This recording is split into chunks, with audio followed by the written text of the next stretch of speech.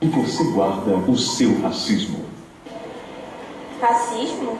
Bem escondido e só aparece nas horas mesmo que não tem como evitar. Igual na cabeça. Nas classes sociais, nas diferenças sociais. Se existe, tá no inconsciente. Na pele, geralmente na pele. Ih, gente, vocês me pegaram agora. Não guarde o seu racismo. Jogue fora.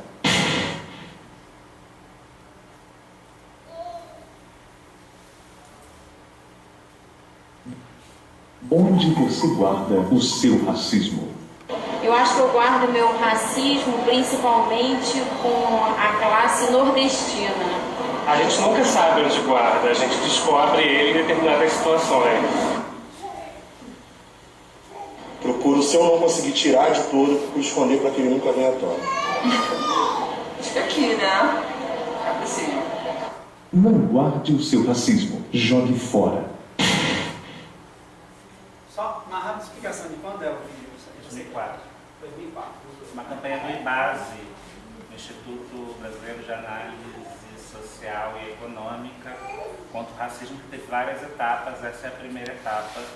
Você era abordado na rua sem saber o que ia acontecer, perguntavam o seu nome e aí ligavam uma luz na sua cara e a pergunta era: Leonardo, onde você guarda o seu racismo? Aí você ficava desorientado, era uma entrevistadora negra de propósito, e ela ficava fazendo a mesma pergunta até você dizer alguma coisa, né? E aí as diferentes respostas geraram 4 comerciais diferentes. Você apareceu? Eu também perguntar, era pra ser? Era ele, com certeza. Não, jamais saberão. Vamos pôr de novo, Onde você guarda o seu racismo? Eu acho que eu guardo meu racismo principalmente com a classe nordestina. A gente nunca sabe onde guarda, a gente descobre ele em determinadas situações. Procuro, se eu não conseguir tirar de todo, procuro esconder para que ele nunca venha à tona. Acho que aqui, né? É possível. Não guarde o seu racismo. Jogue fora. Acho que só uma coisa que é importante resgatar para não ficar, às vezes, mal costurado, não ficar essa impressão, né? Acho que o que a gente quer mostrar agora nessa transição é que a centralidade, por exemplo, do racismo na teoria decolonial, ou a importância disso e isso não ser algo de menor relevância do que o imperialismo, né? Então acho que é um pouco essa a transição que a gente quer mostrar aqui de novo, reafirmar o que seriam os valores de fato dessa perspectiva, né, teórica. Nós estávamos falando a negação do racismo, né? Então, como assim, né? Simplesmente ignorar que o racismo existe, ele vai deixar de existir. Pode parecer meio absurdo, né? Mas aí, François Hollande tive uma ideia genial. Isso ele falou mesmo, retirar a palavra raça da Constituição Francesa para lutar contra o racismo. E aí a resposta, aqui de Zambembe, é: se os países africanos suprimirem a palavra pobreza, ela desaparece? Há qualquer coisa de estranho nesse tipo de raciocínio. Uma das outras formas é achar que não falar dele o elimina.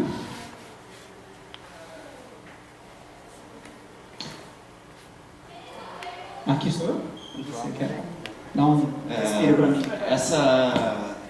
Meu cansarinho. Esse quadrinho foi feito pelo nosso querido Oswaldo, que está ali, temos que dar os créditos. E ele explica uma coisa que a gente tentou esclarecer de algumas formas, ou tentar trazer uma visão de algumas formas. Eu acho que essa forma gráfica foi a partir de uma discussão que a gente teve que deu para sintetizar bem, né? Uma produção de um abismo entre o que é um desenho de modernidade, um desenho de modernidade, e o que são outras realidades, outras ontologias, né? Então aqui a gente tem um um abismo, um espaço entre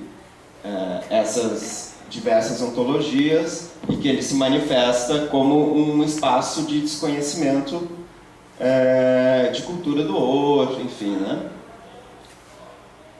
E aí o que acontece é que esse abismo que é horizontal, todo mundo no mesmo lugar, com diferenças epistemológicas, pela modernidade do homem branquinho aqui,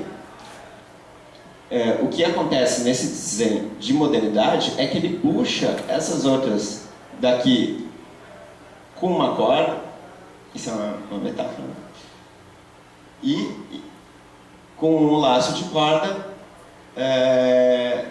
puxa todos para baixo. Então um abismo que antes era horizontal com as distâncias epistemológicas acaba virando um abismo vertical, onde o que fica em cima é o branco e o que fica embaixo, o branco, a branquitude, né, representada na modernidade, e o que fica embaixo, fica inferiorizado, fica apagado, são as outras realidades, né? Aí só um parênteses. Por que a questão do racismo é central na colonialidade, no caso, né? Porque é isso, ela é inclusive anterior à relação imperialista e ela perpassa até hoje. Então a gente fez uma sequência aí de raciocínio com alguns slides, combinamos com aqueles 2 vídeos, né? Onde você guarda o seu racismo, mas a origem histórica está nesse procedimento, que é ao mesmo tempo, de novo, um racismo epistemológico, étnico e etc. Continua? Beleza. Alguns clássicos que a gente está acostumado ou conhece, né, que são cânones aí do pensamento universal. Então, a riqueza das nações, que na verdade expropriaram a América. A história história da loucura na Europa. História da arte europeia. Então veja que o tempo todo são valores universais. A riqueza das nações. Mas todas as nações são ricas? De que história da arte nós estamos falando? Esses livros trazem, né? Cidade para as pessoas. História da arquitetura moderna. História da sexualidade. Por que não cidade para pessoas brancas caminharem em Copenhague? Só para situar um pouco mais, né? O Yangel, ele é dinamarquês, e ele que fala sobre cidade para pessoas, né? Em Copenhague. De novo, pessoas no mundo inteiro são iguais. História da arquitetura moderna, segundo o europeu. História da sexualidade a partir das instituições europeias. Então, seriam formas de você desuniversalizar esse conhecimento, né? Que está essa ideia, essa noção universal, neutra, ela está implícita, inclusive, no próprio título da obra. Ou outro, né? Agora, em paisagem urbana, aqueles desenhos, né? Das perspectivas, dos cones visuais, né, na cidade, enfim. E aí uma colega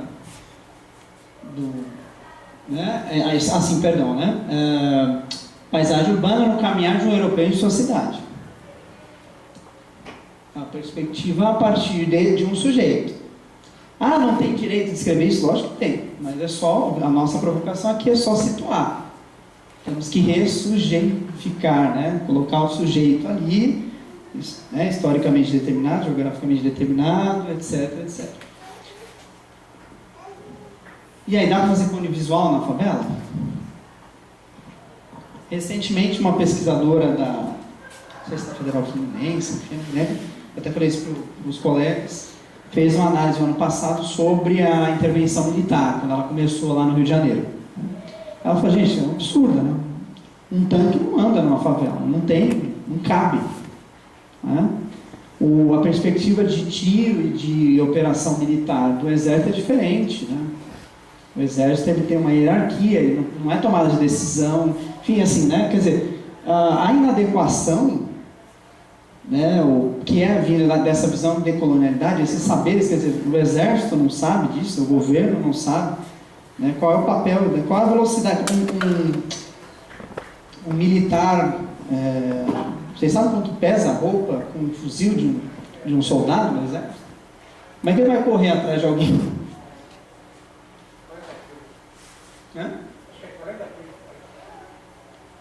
Imagina ele subindo ladeira, assim, é uma coisa ridícula, né? Mas mesmo aqui no nosso caso, vamos lá, chegar na favela, qual a metodologia de leitura da paisagem? A gente consegue enxergar a nossa paisagem pela metodologia, o método do Kuhlen? Eu sou mais a cutucada da Kaola, não do Kuhlen, né?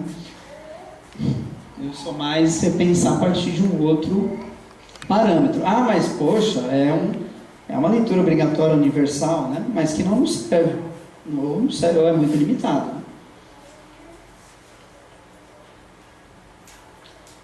Né? Bom, e aí a gente deu 5 aulas até agora e ninguém nos perguntou porque o nome do curso era Insurgências Decoloniais. Então a gente entendeu que todo mundo entendeu, mas mesmo assim a gente vai explicar. Vocês não deixariam a gente passar sem explicar isso aí. Bom, por que insurgências decoloniais, né? Insurgências...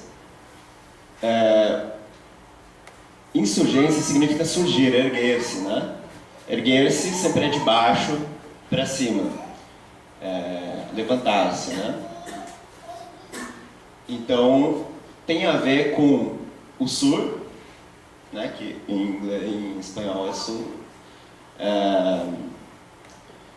E tem a ver com o que está embaixo surgir e ganhar uma equidade com quem está em cima, né? E a geopolítica do conhecimento tem a ver com os conhecimentos que foram, que são silenciados, né? Tudo que a gente escreve, como o Léo falou várias vezes aqui, atua na geopolítica do conhecimento, né? Tudo é conhecimento situado, tudo atua nesse campo. E aí, a decisão que a gente toma se a gente vai ajudar, se a gente quer manter silenciados sempre os mesmos conhecimentos, né? E a despeito da gente homogeneizar uma visão, por exemplo, de uma categoria indígena, existem muitas separações, né? E existe uma pluralidade desses outros conhecimentos que a gente generaliza, né? Aqui apenas são as reservas indígenas no Brasil, né? Onde tem uma reserva indígena, tem uma riqueza embaixo dela. Temos que mudar isso daí. Mas nós não temos hoje em dia. Não sabia, a gente baixava o volume. A gente botou de propósito porque, né? É horrível, é jocoso. Por baixo de cada unidade indígena há uma riqueza. Há uma riqueza. Não precisa mudar isso daí. Essa questão está na presidência, né? E aí a gente tem uma figura que né, isso a Teresa explica, né, que a gente vê sempre um mundo de só um mundo, né, aquela crença no real que a gente trouxe na aula passada. E o Barrientos vai falar sobre a figura do canibal que se transforma entre o que era o selvagem com fome por carne humana e que serviu para uma teologia militar que houve essa transformação do canibal que tem fome por metais, né? O canibal, no caso, vira o nosso que está lá. Só um parênteses, né? Lembrando aquele gráfico do evolucionismo, então, para justificar, né, civilizar os bárbaros canibais, né, e por trás desse processo civilizatório existe um extrativismo. Né? Não, e eu acho que o discurso do Coisa é um discurso que o Barrientos está detectando no século XX, né? O rebaixamento do indígena ter que ser necessário para uma exploração de riqueza. Só que a riqueza existe porque o indígena não entende que aquilo é riqueza. Por isso que a riqueza está lá, né?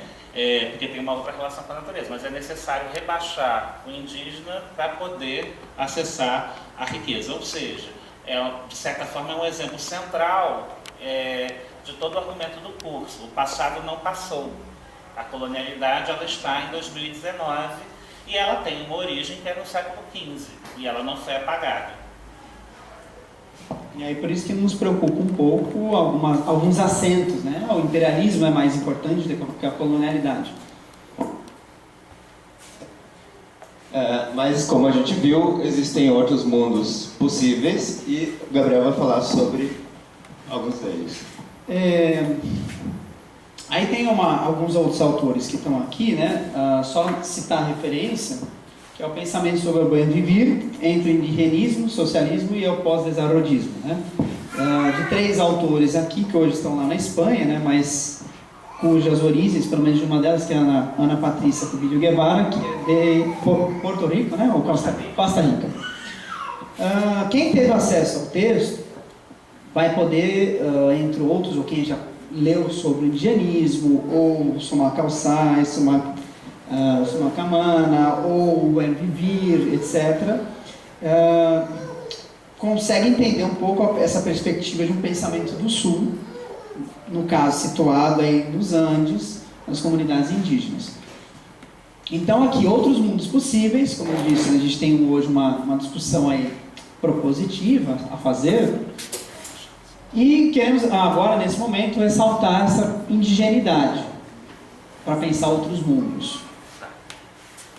Suma, né, no idioma aimara, né, plenitude, bom, excelente. Kamana, viver, estar sendo, conviver. Não. Trata-se de uma expressão em aimara referente a uma cosmovisão indígena, traduzida para o espanhol como vivir bien. Também é presente na cultura indigenista andina a noção de Sumak Kawsay, plenitude, viver. Veja que há um esforço, inclusive, dos próprios indígenas em tentar traduzir para o idioma espanhol e depois dele para outros idiomas, né, porque trata-se de países, né, ou regiões plurinacionais, né, com diversidades aí linguísticas, mas as traduções têm sempre suas limitações, né, e mesmo que elas são bem traduzidas, depois os conceitos são apropriados e muitas vezes ou esvaziados ou ressignificados. Mas a tentativa dos indígenas de uma correspondência desses conceitos então plenitude, viver, aqui na expressão quechua, né, no idioma quechua, é referente a uma cosmovisão indígena, que é traduzida como bem viver. Então a anterior, a aimara, é vivir bien, é traduzida aqui bem viver. E aí, veja que existem vários sinônimos aqui que estendem esse significado, né, não é o bem-estar da pessoa fitness que come orgânicos, não é exatamente nesse sentido, né? Então a gente só não pode confundir essas duas coisas, ok? A noção indígena de bien vivir com bem-estar no Ocidente, né? Um pouco diferente.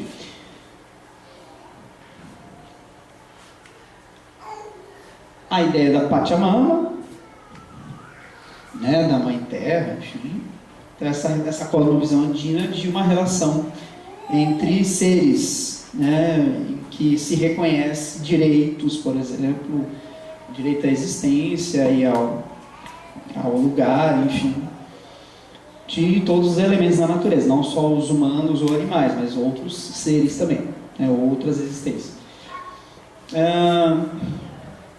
Aí nessa tradução, né, os escritos acadêmicos reconhecem no Buen Vivir uma base ancestral indígena e andina ligada a uma visão cosmocêntrica, que relaciona todos os seres, orgânica e inorgânica, e o mundo espiritual. Então a espiritualidade também está junto, conexa. Ok? E qual o significado político dessas noções ancestrais hoje? Como é que elas se perpetuam nesses contextos, andinos principalmente? Elas questionam, trazem uma crítica ao crescimento econômico ilimitado, e a valorização de bens comuns, a boa convivência, reciprocidade das relações, a autonomia e a ação coletiva. Então, são valores que estão implícitos aqui, né, nessa tradução muito, né, sui generis, muito simplificadora, mas existe todo um universo filosófico que embasa essas visões da indigeneidade. Ana Patrícia Emílio Guevara vai dizer o seguinte, né, quem acompanhou o texto, existem várias correntes hoje do bem viver. E o bem viver é a tradução, né, ou aquilo que chega sob a forma de política. As próprias comunidades indígenas, né, trazem isso como uma ancestralidade, não é algo que é debatido, né? A noção de bem viver ela acabou prevalecendo. Então, a Cubílio Guevara vai dizer, bom, muito bem, então se há bem vivires, tem até um vídeo dela, uma entrevista que ela deu em 2016, 2017, vocês podem assistir, 20 minutos, ela vai fazer uma síntese do que é o Sumal Kassai, Sumal Kamana, ou o bem viver. Ela vai dizer, olha, o bem viver não é um conceito unívoco. Ele não significa uma coisa, ou ele não é usado por uma única comunidade ou um único grupo. E ela vai tentar classificar, para nos dar um certo norte para a leitura, né, uma certa orientação, um certo sul para a leitura, né, no sentido de que há correntes indigenistas que entendem o bem viver de uma forma, parte de um marco epistemológico indígena, como eu já disse, e a cosmovisão andina é a metanarrativa. É uma proposta política oposta ao desenvolvimentismo econômico e se identifica como um extrativismo. É um diagnóstico. Estabelece como objetivo principal uma mudança civilizatória. E tem como elemento central a identidade. Aí lembra um pouco da que a gente falou da identidade em política, identidade na política, né, que é uma questão que foi trabalhada aqui. Vamos ver em comparação, ainda daqui a pouco a gente volta. O bem viver também é possível reconhecer, ela está falando mais especificamente de Equador, mas também Bolívia, que existem um outro grupo de pessoas, né, uma outra forma de expressar o bem viver, de compreendê-lo, que ela enquadra, né, didaticamente como corrente socialista, que coloca o bem viver no marco modernista, ocidental e moderno. Veja que aqui em cima, né, ó, epistemologia do outro, lembra das bolinhas? Aquelas que vocês até questionaram, mas enfim, que ajuda a gente a entender um pouquinho. Então eu estou naquela bolinha do outro, né, não da do eu. A gente então está entendendo que essa corrente indigenista ela está mais no âmbito da alteridade mesmo, e que está perpassada por uma linha abissal. As outras duas, que ela chama de socialista e a outra pós-desarrollista, né, pós-desenvolvimentista, a gente poderia colocar na bolinha que fica dentro da grande bola do eu. Quem não vê não está entendendo nada que negócio de bolinha é isso, então depois a gente pode mostrar. Coloca o bem viver no marco modernista, ocidental moderno, uso da razão como elemento central do comportamento humano e do conhecimento. Toma o socialismo do século XXI como sua meta narrativa, reflete uma concepção de bem viver como proposta política oposta ao mau desenvolvimento como diagnóstico. Então veja, vamos depois comparar os diagnósticos. Levanta o objetivo principal de alcançar o socialismo marco sai o biosocialismo, mas existe um certo etapismo aqui. Esse biosocialismo ou socialismo Macalçai, ele não é para agora, é algo a ser construído e passando por algumas etapas. Então nós começaríamos, e isso é uma leitura já datada, por um pós-neoliberalismo dos governos de esquerda latino-americanos, depois disso caminharia por uma perspectiva mais participativa, até que se chegaria numa mudança de valores, a laço Macalçai e biosocialismo. Diferentemente do outro, que é a identidade, a questão aqui é a equidade. A pauta prioritária da agenda política é a equidade, a obtenção de equidade. Igualdade social, de redução de desigualdades, redistribuição de renda, reduzir disparidades territoriais, enfim, combate à fome. Coloca o bem viver, agora a terceira e última corrente, em que dá para se enquadrar uma outra a perspectiva do bem viver, que é aquela que chama de pós-desenvolvimentista, coloca o bem viver no marco ocidental pós-moderno. Se coloca como contra metanarrativas e a autoridade intelectual científica, e defende uma hibridização e uma cultura popular. Riqueza conceitual daqui está desvirtuando, né, ou está desvinculado dessa essência indígena e ancestral para aqueles que não querem ser indigenizados. Então há um conflito aí de sujeitos. Ela vai tentar colocar, já vou mostrar, numa chave urbana. Então você tem a corrente indigenista, que tem a ancestralidade, a identidade e esse caráter rural, e as outras duas têm uma perspectiva mais urbana, de comunidades que não têm essa ancestralidade indígena, mas que igualmente querem um outro mundo. Para nós, né, ou para quem se identifica numa perspectiva ocidental, a maior facilidade de entender porque seu pensamento é igualmente inspirado por uma estrutura epistemológica ocidental. Por isso que a gente, na nossa chave, colocou não como do outro, mas aqui na chave do eu. O pós-modernismo e sua diversidade é tomada como ponto de partida e nega a metanarrativa preponderante. É bem-vinda uma proposta política oposta ao mau desenvolvimento, como diagnóstico, e levanta vários objetivos principais: o Estado plurinacional, o pós-capitalismo e o biocentrismo. O elemento central é a sustentabilidade, mas também aparece aqui um pouco de identidade. Então, se a gente comparar aqui as três visões, então aqui o eu, as duas últimas, aqui o outro. O elemento central da agenda política é a identidade, aqui equidade, aqui a agenda ambiental, sustentabilidade, mas também um pouquinho de identidade. Então são algumas formas aí para tentar entender os pontos de partida, como é que os diagnósticos são montados, né? O mais importante aqui para vocês, principalmente quem está vendo isso a primeira vez, é verificar que não há uma visão unívoca de bem viver. E que a grande das várias diferenças, acho que existe um corte ali que é a ancestralidade indígena, rural, né, identidade indígena, de outro registro epistemológico, e aqui um maior hibridismo, uma convivência de outras vertentes maiores. E aí essas três visões também refletem, ou têm os seus reflexos, da geopolítica de conhecimento, ainda que dentro do sul global.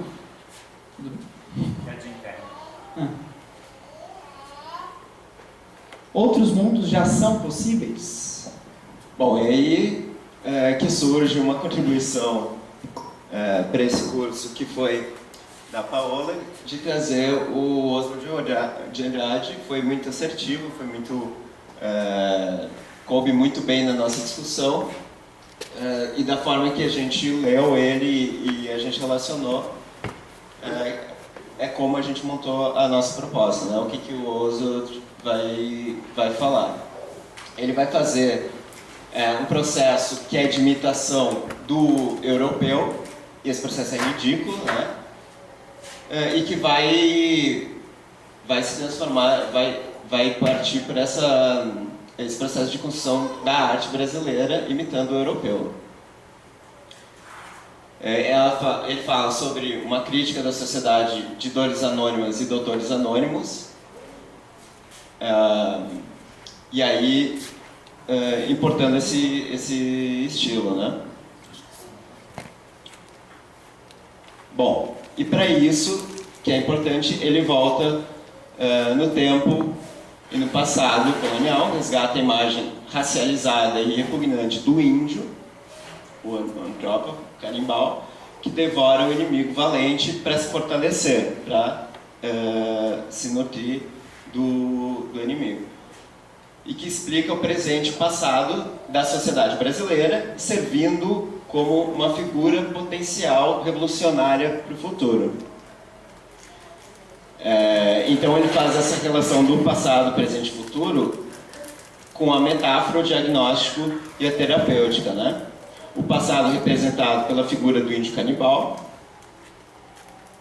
o presente, essa sociedade brasileira que se sente oprimida, que se sente constrangida por esse colonialismo, né? E a terapêutica, que é uma indicação de futuro que geraria autonomia, que é um potencial revolucionário da existência primitiva.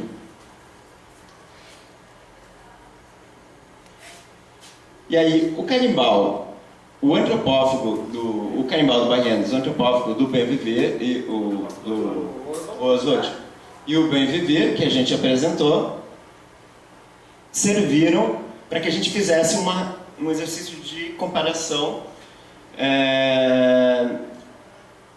que é que eu já falei, a genealogia do canibal desenhada pelo Barrientos, que no início do curso não tinha tanto peso, mas que acabou ganhando peso por conta do Oswald. O bem viver andino e o antropófago do Oswald de Andrade são um exercício de literatura comparada, né? É isso que a gente fez. Então, o que a gente fez foi analisar essas diferenças e similitudes desses textos, com vista a encontrar outros significados possíveis, né? E acho que a questão cronológica não é o central aqui, né? É um outro tipo de relação, né? Isso.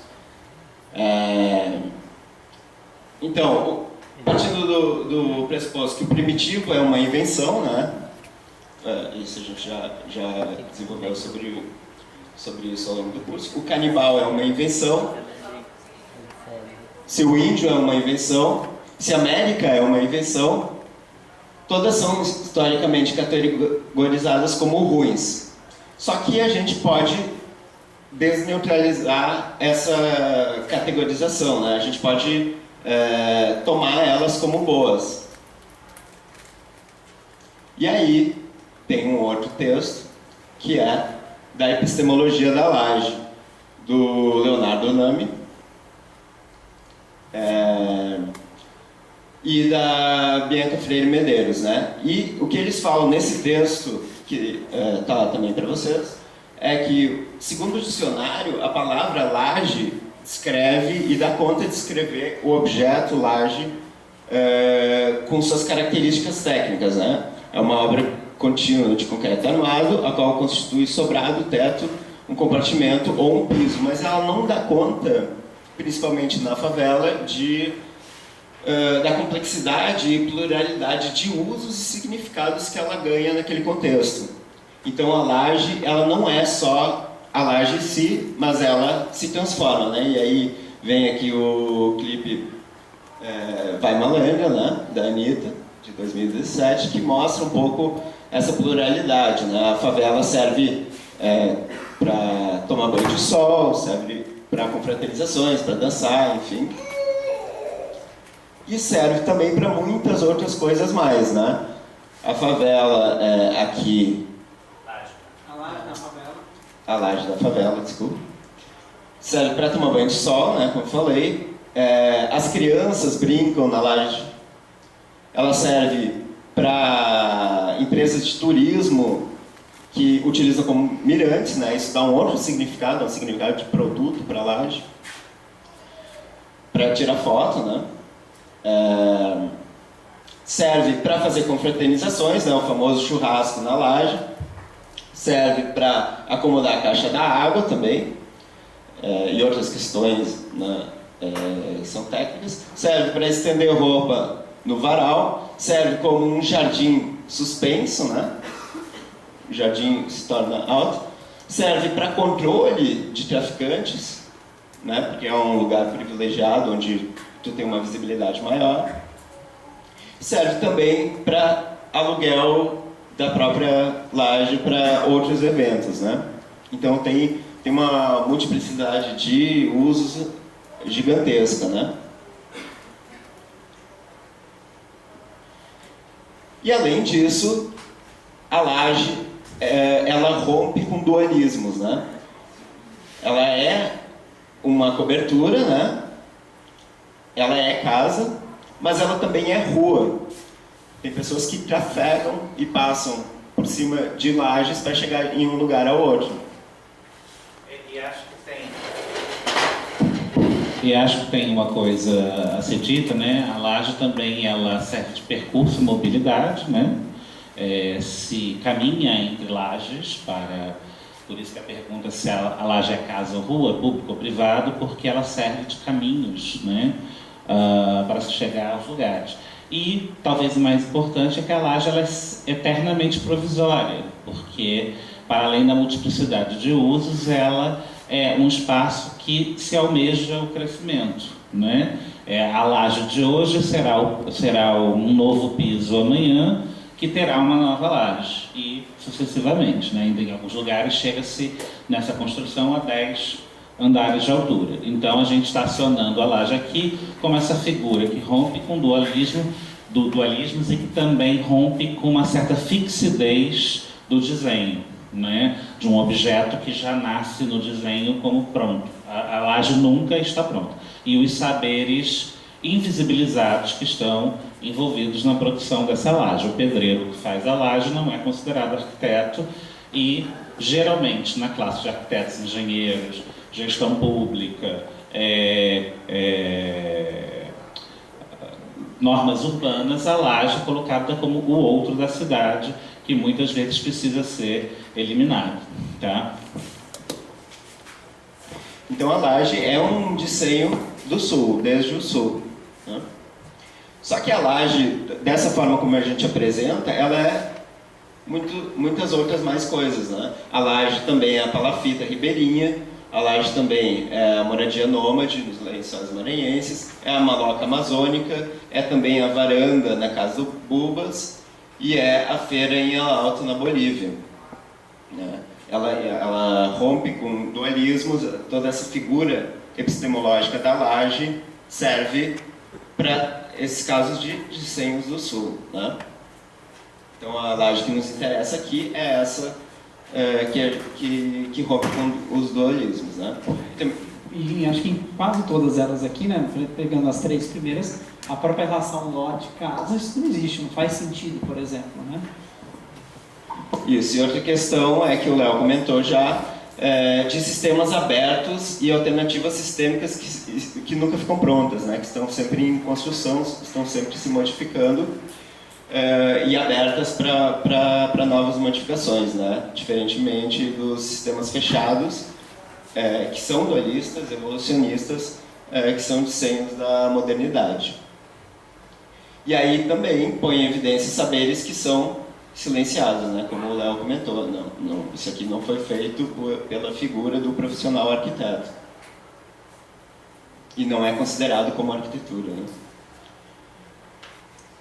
E aí o que a gente fez? A gente juntou a epistemologia da laje com o Holocausto Canibal.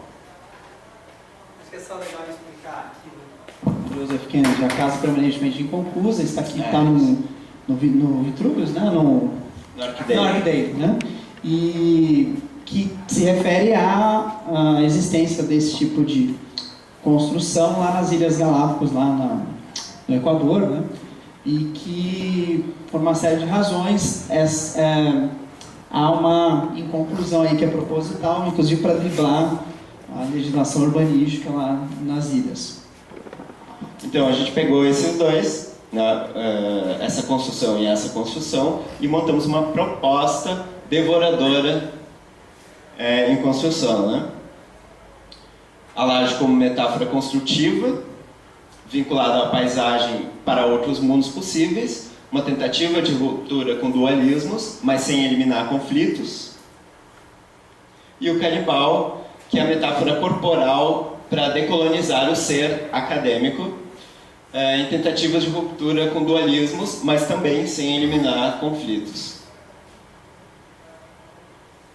E aí, a partir disso, nós tomamos uma posição enquanto grupo, que nós queremos subir na laje, que nós queremos, a partir da laje, subir outras lajes para desenhar novos mundos, né? Subir no sentido de bater a laje.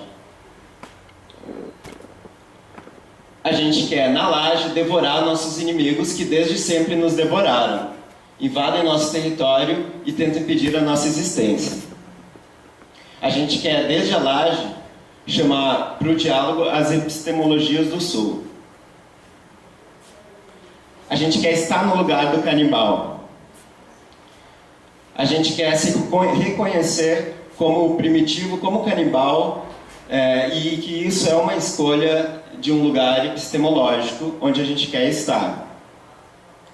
A gente quer se nutrir do saber que desenha o mundo de um só mundo, né, esse desenho de modernidade, para construir um pluriverso.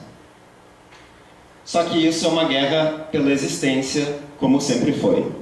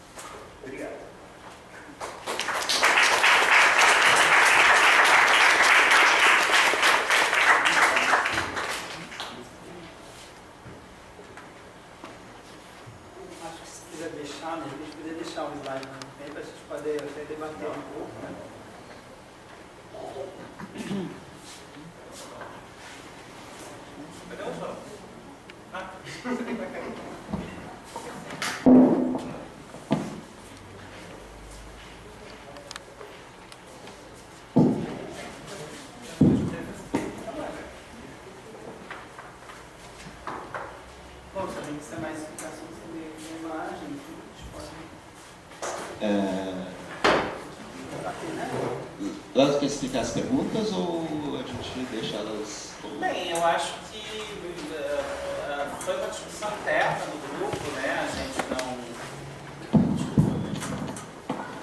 A gente terminou essa imagem às 5h20, baseado nessa mistura, né? Esse exercício de literatura comparada em que você pega peças de períodos distintos e contextos distintos. Existe uma figura central nessas três peças, que é o indígena, que é uma figura central no decolonial, né? A gente se desprende de um indígena que representa o indígena em si, né? Eu acho que uma coisa que a gente tentou demonstrar ao longo do curso é que nós todos, né, somos taxados como canibal, né, dentro desse universo da geopolítica do conhecimento, já que o racismo ele é contextual. Quando eu sou taxado de latino a despeito de minha branquitude, quando eu sirvo apenas para fazer um estudo de caso, uma teoria geral, a gente está nesse lugar do rebaixamento também, a despeito do meu corpo, né? Evidentemente, o meu corpo, no cotidiano, não recebe a colonialidade na cara como corpos negros, como corpos mulheres, como corpos indígenas, nós sabemos disso. Mas nesse jogo de escalas, no final das contas, há um conjunto de canibais que sofrem mais inferiorização que outros, mas na geopolítica metanarrativa, né, todos nós somos esse índio inferiorizado, que na nossa proposta, muito inspirado pela ideia do antropófago, né, precisa comer o que serve, deglutir, transformar em outra coisa, entendendo que cada um vai montar a sua mesa, né? O decolonial não tem nenhuma intenção de dizer que essa mesa, que se conversam essas pessoas para digerir essas coisas, é a única mesa possível, né? Mas a gente acha que a montagem de quem você chama para conversar, porque há diálogo possível, e quem você vai devorar, porque é uma guerra e sempre se tentou eliminar algumas existências, faz parte necessariamente da geopolítica do conhecimento, né? A geopolítica do conhecimento é inexorável, né? Você está participando dela sim ou sim. E ontem a gente falou sobre isso, né, sobre a necessidade de produzir imagens contra-representações, né, que sejam capazes, ainda que gerem potencialmente incômodo, falar de coisas que são necessárias, né? E a gente acha que, de certa forma, a gente também, ao engolir o inimigo, a gente não deixa de estar produzindo aí algo que poderia ser o efeito Benetton, mas não é, né? A alteridade também está sendo vista a partir de uma diferença corporal, mas ela está sendo usada não para escamotear conflitos, mas muito pelo contrário, para dizer que os conflitos existem, né? Então, não é exatamente um efeito Benetton, embora os elementos que compõem essa imagem sejam muito semelhantes à maneira que aqueles anúncios da Benetton fazem, né? E, enfim, né? A laje é como esse sistema aberto de mundos que vão ter que ser construídos e reconstruídos o tempo inteiro, né? Tá ali Pachamama para nos lembrar do decolonial, né? Que é uma referência nossa, do nosso grupo, né? Essa referência que é andina, mas que pode ser uma base de construção do conhecimento, independente de sermos andinos. Não quero que pareça que a gente está naquele discurso pós-moderno que, se eu quiser me acionar como índio, eu posso. Nós sabemos que não sofremos o que os indígenas das reservas atuais sofrem com assassinatos constantes. Mas a gente está evocando esse índio como uma figura, esse índio canibal, como uma figura epistemológica capaz de devorar, devorar no conflito, porque é um conflito, e construir outros mundos possíveis que não se sabe de antemão como vão ser, porque estamos falando de um conhecimento sempre em aberto. Enfim, acabou o nosso curso em termos teóricos. Só para ser justo, né? Não sei se todos conhecem a música da Elza Soares, né? Deixo nas escolas, o nome é este. A gente fica aberto para perguntas, apesar de todo mundo estar com uma cara de espanto olhando aqui para a gente. Mas fica aí aberto para o debate.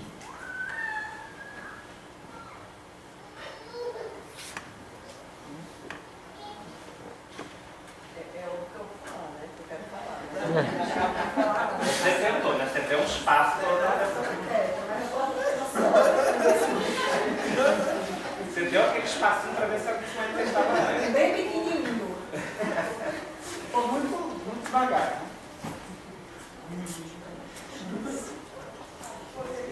A proposta devoradora com a transmodernidade da liberação, que também apareceu nos slides como uma possibilidade futura. A transmodernidade? Sim, mas eu acho que... uma coisa que a Fabiana me falou quando eu estava aqui em março, que mexeu profundamente comigo, até em termos pessoais, foi evocar o totem tabu do Freud, que inclusive está evocado no Oswaldo de Andrade, né? Para falar que a gente fica criticando a modernidade, mas fica botando ela como bode na sala, o totem na sala o tempo inteiro. Então a transmodernidade, ela não larga, né? Não larga o osso da modernidade, né? E o decolonial não larga o osso do colonial, né? Se a gente começa a falar de uma epistemologia da laje, uma epistemologia canibal, uma epistemologia do canibal na laje, ou seja, a gente não joga fora essa discussão, né? Mas muda a chave da nomenclatura, e aí, né? Devorando o forte Foucault, né? Ele nos ensina que as palavras têm efeito, né? E é que a gente precisa entender o quanto mudar a palavra pode ser algo importante, né? O quanto ressignificar, né? A gente está ressignificando mais uma vez o canibal aqui, né? Já tentaram, né? Há um efeito, talvez haja um efeito ao sublimar o colonial e a modernidade.